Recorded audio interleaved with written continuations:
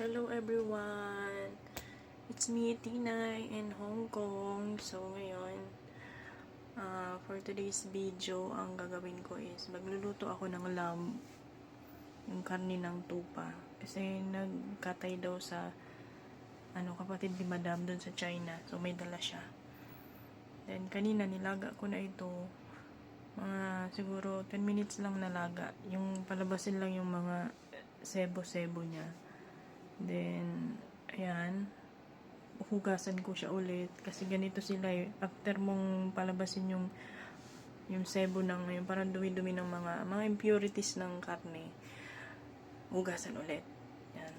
Then, sabi niya, na dito eh, 1:00 na ng hapon, lutuin ko na daw para mamayang dinner ito. So, ayan.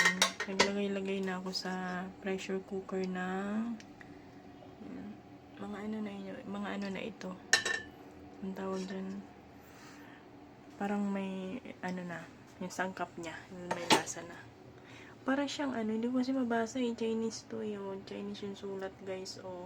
Hindi ko mabasa. Ano siya. Parang, kung sa atin sa Pinas, parang kaldereta. Parang ganun.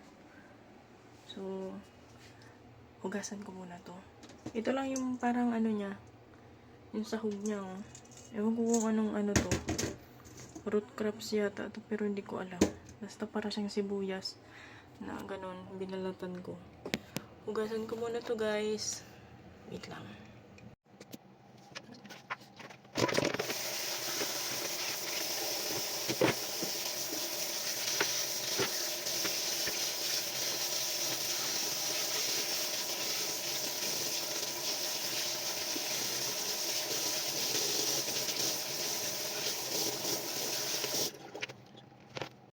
So, ayan guys, nahugasan ko na yung karne, ayan. Ilalagay na natin yun dito.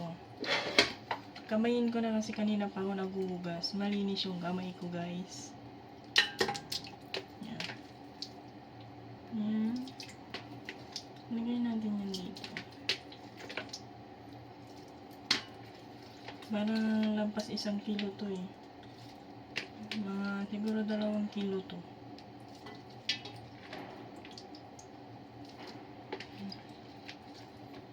Yan.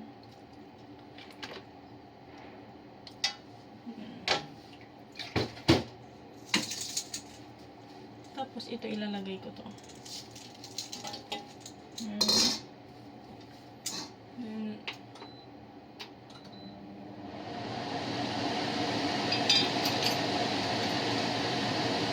Halu-haluin ko lang.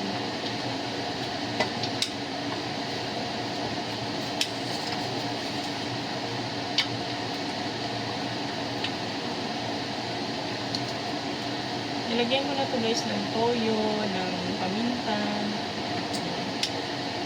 Ito.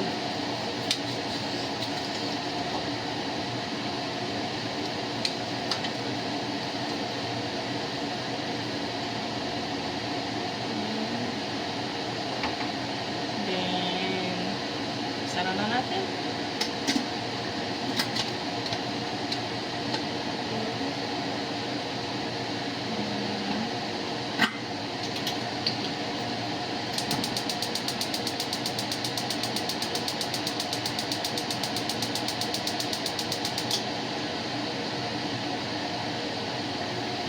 Ayan guys, kapag tumunog siya, isa-set na natin yung alarm niya.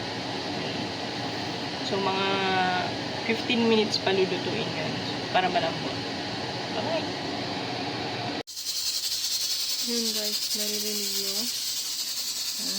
Tumutulog na siya, yan o. Sumisirit na. So, mag-alarm na tayo at papahinaan yung apoy. Ayan.